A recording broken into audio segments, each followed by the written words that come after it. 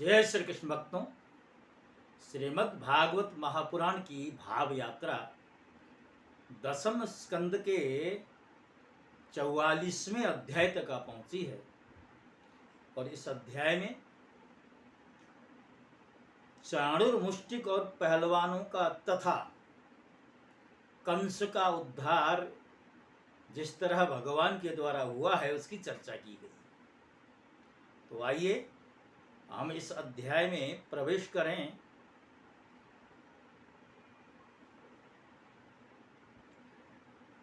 सुखदेव जी कहते हैं, एवं चर्चित संकल्पो भगवान मधुसूदन आससादाथ चाणूरम मुष्टिकम रोहिणी सुतः।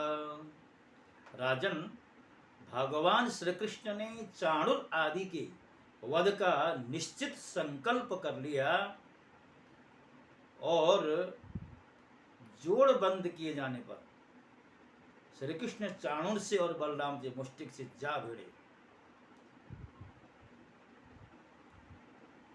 वे लोग एक दूसरे को जीतने की इच्छा से हाथ बांधकर पैरों से पैर अड़ाकर बलपूर्वक अपनी अपनी ओर खींचने लगे। जिस तरह मल्ल युद्ध चलता है उसी नियम का पालन करते हुए परस्पर में युद्ध आरंभ हुआ। वे पंजों से पंजे, घुटनों से घुटने और माथे से माथा, छाती से छाती भिड़ाकर एक दूसरे पर चोट करने लगे। इस प्रकार जैसा कि मल्ल युद्ध में दांव पेचों का प्रयोग होता है तो उन्होंने भी दांव पेच प्रयोग किए। अपने अपने जोड़ीदार को पकड़ करके इधर उधर घुमाते, दूर ढकेल देते, जोर से जकड़ लेते और लिपट जाते, उठाकर पटक देते, छोड़कर निकल भागते, कभी छोड़कर पीछे हट जाते। इस प्रकार एक दूसरे को रोकते, प्रहार करते और अपने जोड़ीदार को पछाड़ देने की चेष्टा करते। तो जिस तरह युद्ध में प्रवृत्त व्यक्ति अपने दांव पेचों को आजमा करके अपनी जीत सुनिश्चित करना चाहता है, उसी तरह परस्पर में मल्ल युद्ध चल रहा है। राजन, ये जो दंगल चल रहा है उसे देखने के लिए नगर की बहुत सी महिलाएं भी आई हुई थी।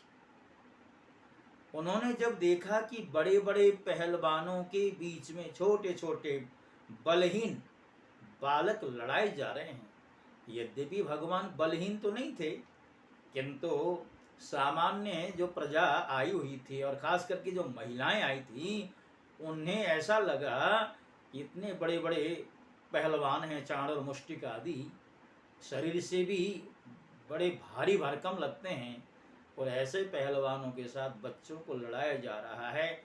और करुणा ऐसी ही उत्पन्न हुई कि परस्पर में चर्चा कर रही। यहाँ राजा कंस के सभासद बड़ा अन्याय और अधर्म कर रहे हैं, अर्थात महिलाएं परस्पर में चर्चा कर रही हैं कि कंस ये ठीक नहीं कर रहा है। कंस के जो सभासद हैं, जो सचिव हैं, जो मंत्री हैं, उन्होंने अनुचित कार्य किए। क्योंकि जब मल्ल युद्ध होता है तो समान बल और समान डिल डोल वालों के बीच में होता है। और महिलाएं परस्पर में कहने, बहन देखो इन पहलवानों का एक एक अंग वज्र के समान कठोर है, देखने में बड़े भारी पर्वत से जान पड़ते हैं। श्री कृष्ण और बलराम अभी जवान भी नहीं हुए हैं, इनकी तो अभी किशोर अवस्था ही है। इनका एक एक अंग अत्यंत सुकुमार और कोमल है। जितने लोग यहाँ पर एकत्रित हुए हैं देख रहे हैं, उन्हें अवश्य अवश्य धर्मोल्लंघन का पाप लगे। अर्थात बालकों के साथ बड़े बड़े वज्रतुल्य कठोर शरीर वाले बालकों का दंगल देखने के लिए जो भी आए हैं, अर्थात पाप होते हुए देखने वाला जो व्यक्ति होता है उसको भी पाप लगता है। तो शास्त्र कहते हैं कि बुद्धिमान पुरुष को सभासदों के दोषों को जानते हुए सभा में जाना ठीक नहीं है, क्योंकि वहां जाकर उन अवगुणों को कहना, चुप रह जाना अथवा मैं नहीं जानता ऐसा कह देना, ये तीनों बातें मनुष्य को दोष भागी बनाती हैं। देखो देखो, श्री कृष्ण शत्रु के चारों ओर पैंतरा बदल रहे हैं, उनके मुख पर पसीने की बूंद ठीक वैसे ही शोभा दे रही है जैसे कमल कोश पर जल की बूंदें दिखाई पड़ती। सखियों, क्या तुम नहीं देख रही हो कि बलराम जी का मुख मुष्टिक के प्रति क्रोध के कारण कुछ कुछ लाल लोचनों से युक्त हो रहा है, आंखें लाल हो रही हैं। फिर भी हास्य का अनिरुद्ध आवेग कितना सुंदर लग रहा है। सच पूछो तो ब्रजभूमि ही परम पवित्र और धन्य है, क्योंकि वहां ये पुरुषोत्तम मनुष्य के वेश में छिप कर रहते हैं। अब उन दोनों किशोरों के साथ साथ ब्रज की भी एक तरह से वो नारियां प्रशंसा कर रही हैं, और ब्रज कितना धन्य है जहां ये दोनों पुरुष छुप करके रहते हैं। स्वयं भगवान शंकर और लक्ष्मी जी जिन चरणों की पूजा करती हैं, वे ही प्रभु वहां रंग बिरंगे जंगली पुष्पों की माला धारण करते हैं, गौएं चराते, तरह तरह के खेल खेलते हुए आनंद से विचरते रहते हैं। पता नहीं गोपियों ने कौन सी तपस्या की, जो नेत्रों के दोनों से नित्य निरंतर इनकी माधुरी का पान करती रहती हैं। इनका रूप क्या है? लावण्य का सार है।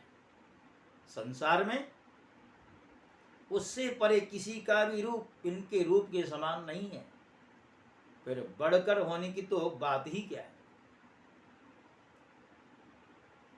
सखियां परस्पर में चर्चा कर रही। एक सखी कहती है, ब्रज की गोपियां धन्य है, निरंतर श्री कृष्ण में चित्त लगा रहने के कारण, प्रेम भरे हृदय से आंसू के कारण कंठ गदगद होते हैं उनके।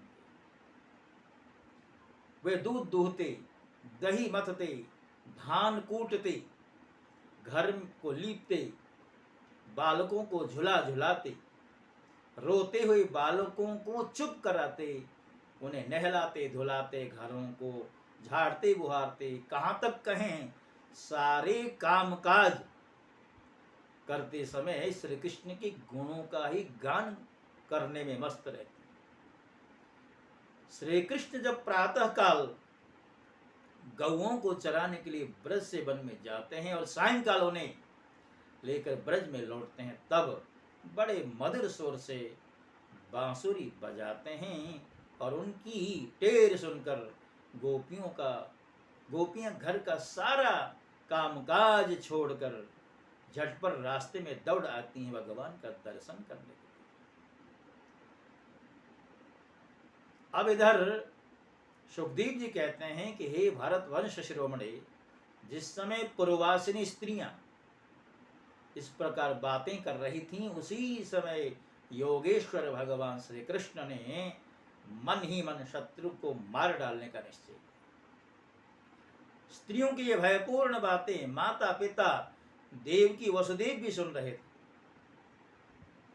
वे पुत्र स्नेह व शोक से बेवहल हो गए। उनके हृदय में बड़ी जलन, बड़ी पीड़ा होने लगी। अपने पुत्रों के बल वीर को वो नहीं जानते थे। भगवान श्री कृष्ण और उनसे भिड़ने वाला चाणूर दोनों ही भिन्न भिन्न प्रकार के दांव पेच का प्रयोग करते हुए परस्पर जिस प्रकार लड़ रहे थे, वैसे ही बलराम जी और मुष्टिक भी भिड़ रहे थे परस्पर। भगवान के अंग प्रत्यंग वज्र से भी कठोर हो रहे थे। उनकी रगड़ से चाणूर की रग रग ढीली पड़ गई। बार बार उसे ऐसा मालूम हो रहा था मानो उसके शरीर के सारे बंधन टूट रहे हैं। उसे बड़ी व्यथा हो रही है। अब वह अत्यंत क्रोधित होकर बाज की तरह झपटा और दोनों हाथों की घूंसे बांधकर उसने भगवान श्री कृष्ण की छाती पर प्रहार किया। परंतु उसके प्रहार से भगवान तनिक भी विचलित नहीं हुए। जैसे फूलों के गजरे की मार से गजराज को कोई प्रभाव नहीं होता, कोई असर नहीं होता, मानो चाणूर की जो भुजाएं जिसका प्रहार भगवान के विग्रह पर लगा, उससे भगवान को कोई चोट या कोई प्रभाव उसका नहीं। तो बताया इसी प्रकार बलराम और मुष्टिक के बीच में भी युद्ध हो रहा है। उसने भी बलराम जी को एक घूंसा मारा, किंतु बलराम जी को उसका कोई प्रभाव नहीं हुआ। और बलराम जी ने पलट करके उसको ऐसा तमाचा मारा जैसे कि आंधी से उखड़े हुए पेड़ अथवा वृक्ष के समान व्यथित और अंत में प्राणहीन होकर खून उगलता हुआ पृथ्वी पर गिर पड़ा।